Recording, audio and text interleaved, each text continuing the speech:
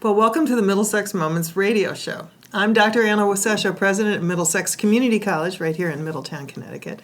And today my guest is Sandra Couture, who is our educational technology specialist. So before we started this show, we just went through a whole riff on how to pronounce her last name. So let me just spell it and see if I have it right. Couture. Perfect. So I would say couture, but there are alternate pronunciations, which are Couture. Couture. And then, of course, Sandra and Sandra. So this is a Sandra, and we're going to go with the French pronunciation today because that sounds good to me. So give us the kind of definition of what is an educational technology specialist. Well, we support technology when it's in or out of the classroom in a higher educational environment.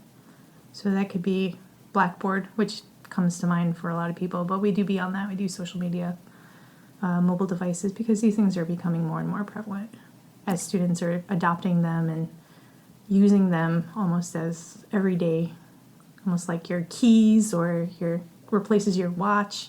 Yes, I know. Everyone freaks out if they can't find their phone now. I was talking to somebody who's 25 years old, just to put it in context, who can't wait to get a watch, one of the Apple Watches. Yeah. Oh, okay. Yes, yeah, that kind of thing. Yes. Well, so how did you get interested in this, and when did you get interested in it? How and when? It's very interesting. I actually got my start when I was doing my associates at Tunxus Community College, and I got a work-study job in I guess their technology distance learning department back then. I don't want to age myself. Let's just say it was over 10 years ago. But I started working there as a student worker, and I just happened to be given all these things. I was also a graphic design major, and multimedia web design. So it kind of just was a organic growth, I guess. Did you have to learn how to program, or do you just play on the surface of the technology? Back in the day, I used to know how to code HTML, JavaScript, some older stuff. Now this technology is so new. But we learned Dreamweaver, the Macromedia suite, which is now an Adobe product, but back then it was Macromedia. So did After Effects, so movie editing, sound editing. So we did quite a bit.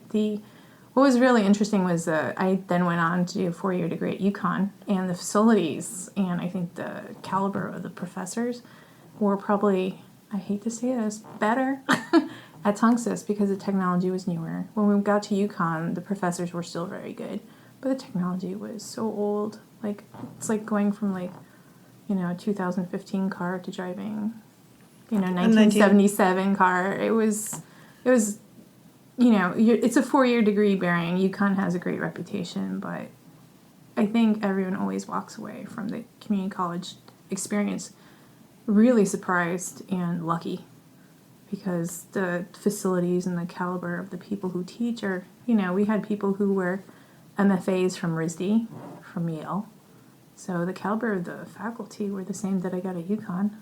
Mm-hmm. I think that's one of the best kept secrets, is that our faculty are incredibly well credentialed. But what's the average aging period for a piece of technology anyway? So it's exponential. Yeah. You go down to the Apple Store or to Verizon, wherever you buy your technology, you buy a phone and it's like the car, you drive it off the lot and it's already depreciated. The same thing with technology.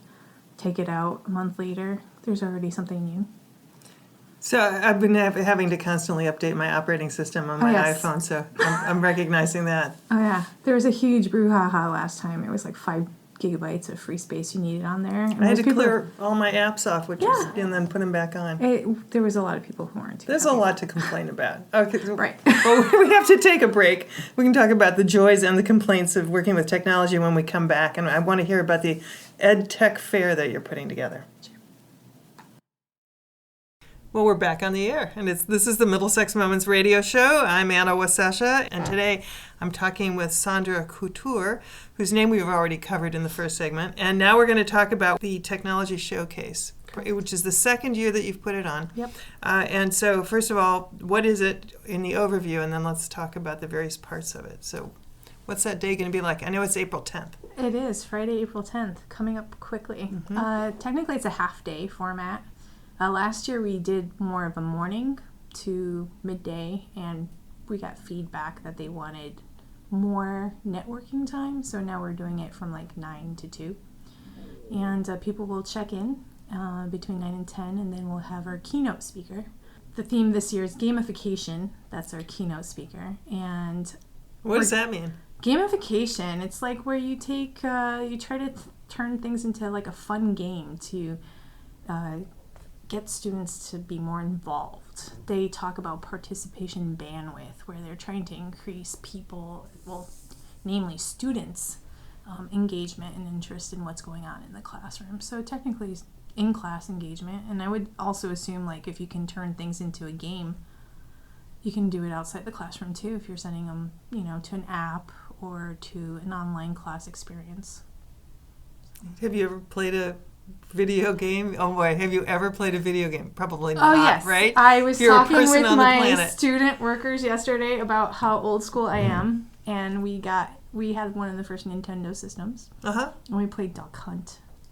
And we played Duck Hunt. Duck Hunt. And there was like, yeah. The little gray plastic gun that doesn't look anything like what game players use today. And then we had pole position. That was my favorite. I like the games, but now we're talking about, they're using this generation that's currently in school are so into gaming to the point where parents are sending them to therapy because they have a gaming addiction. But if this is where they're at, they're in these spaces, these social media spaces, these mobile device spaces, you have to go where the students are. Students consider email to be, an old, obsolete technology. They want everything to be text and fast and quick. And when they have to email their professor and wait 24 to 48 hours, they kind of get antsy. So, but the gamification, I think, is really just to kind of bring an element of fun and play back into the classroom. I think we had that in kindergarten, first and second grade, and it kind of just went away. So is there a way to re-inspire people to reconnect with that time when learning was fun and it was engaging and it was something that you anticipated and look forward to? I spoke to my friend yesterday who has a 4-year-old, and he can't wait to go to school. He's in pre-K and he loves it. Because it's still a lot of fun. It's right? fun. We take all the fun, we wring all the fun out of Right. it, make it deadly serious. Yeah. Right. I think some students, when they have to take, especially in a liberal arts type of situation, environment, they take those classes they need to. But when they get into the stuff in their major, they definitely seem more energized and engaged. So I'm wondering, gamification, how to make those necessary classes, like English and math that everyone has to take. Is there a way to make it more fun? And our keynote speaker, she's kind of a rock star in the gamification world. Anne DeMarle from Champlain College. She's presented in front of the United Nations and the Ford Foundation. So we had to kind of book her really early to make sure she was available to come. And thankfully, through a grant through the Center for New Media, we were able to get her. So. How did you find out about her? I found out about her because I went to a social media day up in Burlington, Vermont last year. It was part of my professional development. And I actually got to meet her face to face. And I've always been really engaged. I knew Champlain College had like a bachelor's and master's level for game design, and because I have a graphic design bachelor's of fine arts, I'm always curious to see what's going on. And I have 2 cousins who live in Montreal, and they're app designers. So they say Champlain College is a feeder school into the Montreal gaming area. So I kind of learned about it through various avenues. And I just started looking at their thing and their website, and I was like, wow, look at this lady who looks so young, and she's accomplished so much.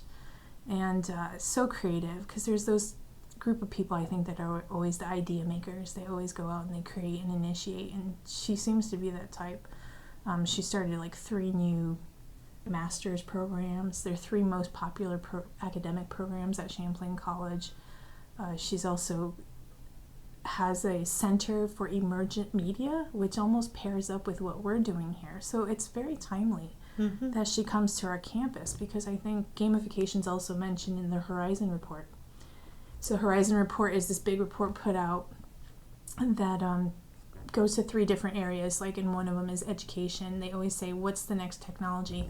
So there's 5 horizons. What's going to be impacting higher education in the next 12 months, 1 year to 2 years, 2 years to 3 years, etc. And gamification was on the Horizon Report the last 2 years. So it's pretty timely that we're bringing her to campus. I think she has such a niche up there that a lot of people don't know what a experience or what a treasure it would be to come to the conference. I'm hoping a lot more people sign up because she has accomplished so much. Well, so let's be sure we cover this piece of it. So first of all, how do you sign up? And then what does it mean when you sign up? Do you have to pay? No, this conference is free. All right. So anybody in the listening audience who might be interested in attending this conference, Right. and it seems like anybody in almost any walk of life, but Technically, yeah. So we're the target audience we're trying to get to come is people in higher education, so faculty, staff. We've expanded it to, last year was just Connecticut people, and the registration filled up so fast we had a waiting list. This year we're trying to expand it a little bit more to Massachusetts and Rhode Island, only because of the people who are in the breakout sessions, and our keynote speaker she's probably is a great resource. I mean, I spoke with her person face to face, and she was very down to earth. You would never think someone like this has accomplished as much as she has. Such a regular person, and those are always fascinating to talk to. Exactly, Right. yeah. So for people who want to register, Mm-hmm. they can go to our website. So it's mxcc.edu/techshowcase2015, all one word. And registration's open currently. That would, and the conference is on April 10th. So if for some reason this show gets replayed in the middle of the night on May 14th, it's over. And you can call and see how it went. Right. Usually what we do is after the conference, we ask the breakout presenters and the keynote to give us a presentation that we can put up on the website. So they can click on view presentation if there's a, coordinating PowerPoint or video. I think it would be great if you could get Anne DeMarle's presentation up, because I personally have a very hard time imagining what gamification means in an educational context. Mm-hmm. So I love games, and I'm a big game player, like Monopoly or cribbage. But how do you apply that to teaching biology or something? It's got to be pretty complex. Right. She's done. I know I've looked at the games that she's created through like the UN projects and grants, and one of them was for a country down in South America to prevent domestic violence against women. Mm-hmm. So it's like a little soccer game that the little boys and girls play, because soccer is really big in that culture, and they play this game and they learn about the ins and outs of domestic violence and violence against women, and how to like learn behaviors that it's not cool, it's not kosher. Let's try to direct them to think about like bigger questions other than like what's 2 + 2. Mm-hmm. But we're talking about like life situations or like social ills. So it's a little bit more challenging. I think the gamification can be used in such a way, depending on the age and the situation, in a way that could be a life learning experience. Mm-hmm. To think some more about that. And I'll be there that morning, so maybe I get a chance to hang around and listen to her talk about it. Anne DeMarle, Champlain College in Vermont. Burlington, Vermont. Yeah. Burlington, home of all the great things, like, or at least the whole state is, like Ben & Jerry's ice cream. Yes, that's right. And the Green Burlington. Mountains. Yeah. Right, exactly. Yeah. No wonder she's inspired all the time. I would be if I lived anywhere near the home office, the world headquarters of Ben & Jerry's. Let's talk briefly about some of the other ones. So you've got learn to swivel your way in the classroom. What does that mean? Swivel is a technology that you can videotape yourself without having to have any cables or wires or super high-end technology knowledge. So it's just a little device that you wear kind of a little clip on you. And as you move through the classroom and you're lecturing, it follows you and videotapes you. And then you can turn it into video that you can put online in your online classes. How does it physically do it? If you're wearing it on your lapel? I think there's like a little GPS chip or something, and the swivel has a unit, and it just follows you as you move around. It just works on a 360 base. I saw it once, and it was amazing. And then they're able to upload the video like 2 steps or something like that. Incredible. Yeah. So we'll be able to see it firsthand that morning. And anybody wanting to look that up, they spell swivel, SWIVL, which is always unfortunate because then people think that's the right way to spell it. Well, also unfortunate is the fact that we have to take a break. It just happens in this radio show. And when we come back, we'll finish talking about this technology showcase, and then we can talk a little bit about Social Media Day if we have the Sure. time. I'd love to hear more about it. So we'll be back right after this message. Well, we're back for the third portion of our show today, of Middlesex Moments radio show. And Sandra Couture has been filling me in over the break over all these amazing things that are other workshops as part of the Technology Showcase 2015 that she's putting on April 10th, 2015. And so I thought, and we spoke briefly about swivel, which is some kind of instrument you pin to your lapel, and it will it video you? It's a video taping yeah. device. So technically you just set it up. There's no cables. It's pretty much wireless. I guess you charge the battery beforehand.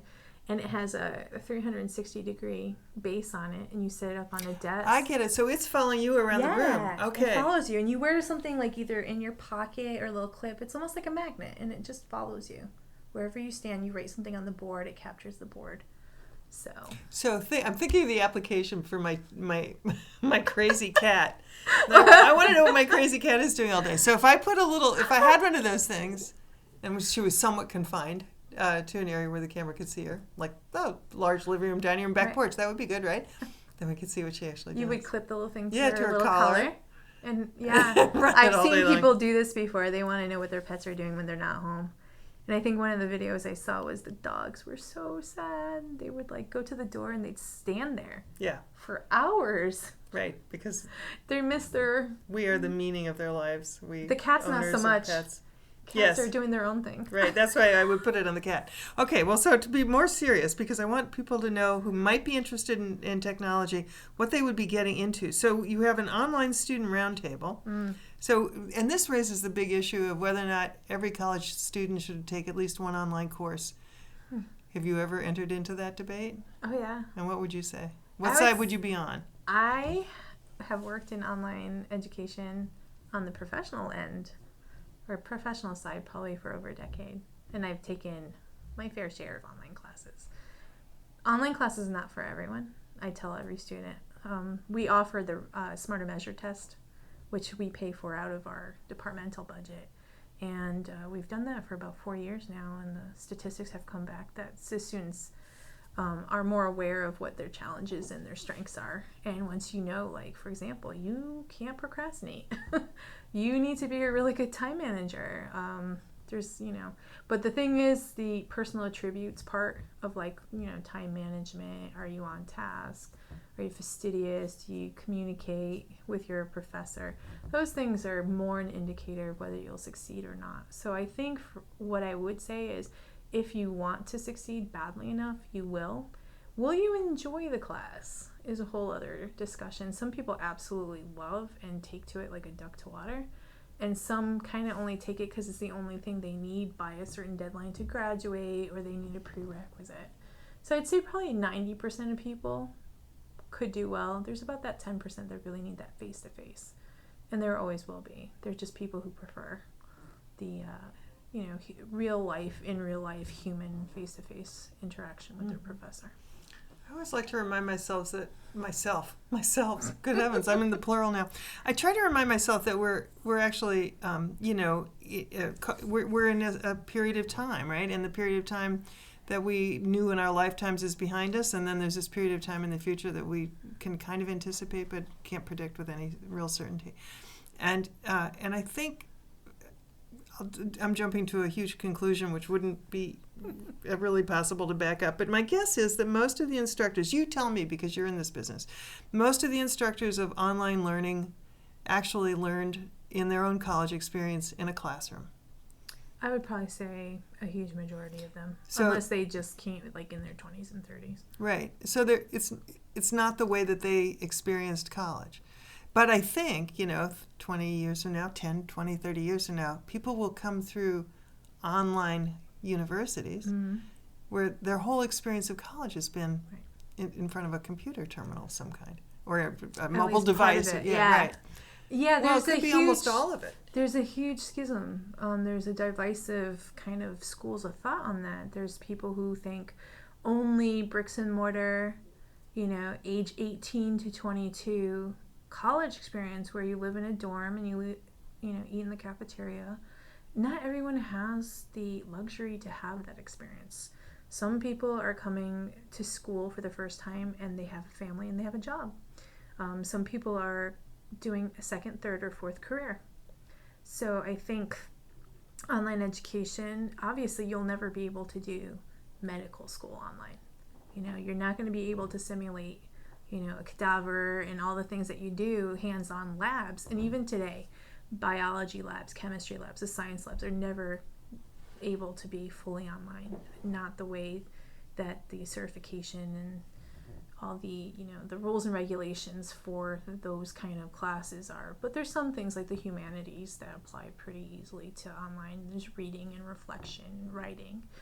But I would say, you know, I don't really understand. I guess there's some old guard people who are just like, this is the way it is and this is the way we've always done it. And I think that line, this is the way we've always done it, is such a bad way of thinking, because that kind of doesn't allow for new things to evolve and emerge. But I do think that you're thinking on that at some point we're going to reach some point in the future that everyone has had at least one online class. But, you know, the professors, there's some who absolutely love teaching online. There's others who kind of do it because they're tasked with it. And there's some who absolutely refuse it. I've had professors tell me that they would never want to teach online. Mm-hmm. Not here, but, you know, I have friends in professional acquaintances that really don't like online ed. So for the listeners who maybe have never been in an online classroom, they might be thinking it's just text on a page. You know, they tell you what to read, you read it, you have a discussion board, you talk about it, so you're typing. It's words on a page. Mm-hmm. How much fancier is it? Is it, you know, how much more stuff goes into an online classroom in 2015? Oh my goodness. Everyone thinks it's easier because they can be home, they don't have to drive anywhere, they're in their pajamas, which is so not the case. Everyone who's ever taken the first online class has come out of that going like, it was a lot harder than I anticipated technically, because not only are you learning the content that you would in a on-ground class, but you're also having to deal with the technology. So if something goes wrong, you're the IT department and you're doing a lot of self-learning. So when I took online classes, I was reading the whole textbook. Ask any on-ground student how much of that textbook they read. A lot of them complain that they never open it. It's not because they don't get assigned reading, but for you to be able to take the tests and the quizzes and the exams, to be able to do the work and the papers, you have to read that textbook. So you actually are teaching yourself. So when I say self-motivated and good time management, you can get behind in an online class really quickly. I think also the discussion board, people are people, and they have a voice, whether it's just text or not. A lot of people say that, you know, online education is hard because it's you don't have that 95% of nonverbal communication. So netiquette is very important, and the online professors stress that very much. Like, you have to be careful what you say and how you say it because you don't want to offend anyone. And people need that training. When you're 18, 19, 20 and you're used to shitting off your mouth, that doesn't work in the real work world. Like, you need to learn social skills and, you know, filtering your voice, because you may have an opinion. Yeah, it's important, but it's not the only opinion. And I think that the online professors do really, that's a huge task for them, is to moderate and role model good professional behavior, especially in an academic environment. So do you often see the faculty employing like video in classroom, in the online classroom? I think faculty would like to do that more if it was easier. I'm wondering if the swivel technology, if it's just like, record, save, do a quick format change and upload it. Right now the steps are a little bit more labor intensive. So for me to do a video, you need some planning. Yeah, but it would be great if you could do essentially capture a lecture. Yes. There's something in the Inside I read this morning that said the statistics are surprising to me. That something like 69% of all students have watched a video in a classroom, because it's part of what happens in a classroom. 79% of them have voluntarily watched a video outside of class that's related to class. So People like to They watch videos. well, it goes to tell you, is our visual learners a more majority? A lot of people test when they do get tested, like the Smarter Measure test I was mentioning to you. It gives them feedback on their learning style. For example, someone could be visual, auditory, and a third type, like the manual. Can't remember what that's called. But where you need to use your hands. Yeah, where you have to use your Right. hands. Like someone has to show you, and then you can't just watch. That's visual. You can't just hear. That's auditory. You actually have to do it with your own hands, like almost like body memory, like muscle memory. So, but could be people who have 3 or 4 different learning styles. There could be a student, and they're sitting in the same classroom, and there could be a student that's 100% visual, and one that's 100% auditory. So that's where the universal design comes in. Like, if they could bring something that helps the visual learner or the auditory, or someone who just really gets engaged with video. I know for a fact that Blackboard allows you to embed YouTube videos really easily in the classes. So YouTube is like a huge repository. It's almost like the the Ancient Library of Alexandria? Yeah, right. Yes, I think that's our equivalent today. The Hanging Gardens of Babylon. It sounds like it's a great way to finish up this program, short as it might be. So remember, April 10th, that's a big day. It happened to be the birthday for my daughter. So April 10th stands out in my life. And it's April 10th starting at 9 o'clock in the morning here at Middlesex Community College in Middletown, Connecticut. And if you want to sign up, you can go to mxcc.edu and then you fill in the rest. Right, /Tech Showcase 2015, all one word. Sounds perfect. And I suppose if you really can't figure it out, call the main line for the college and they'll direct you to Sandra.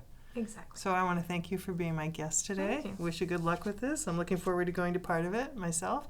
This is Anna Wasesha, president of Middlesex Community College, and this is Sandra Couture, who's our educational technology specialist. We're both wishing you a very good day.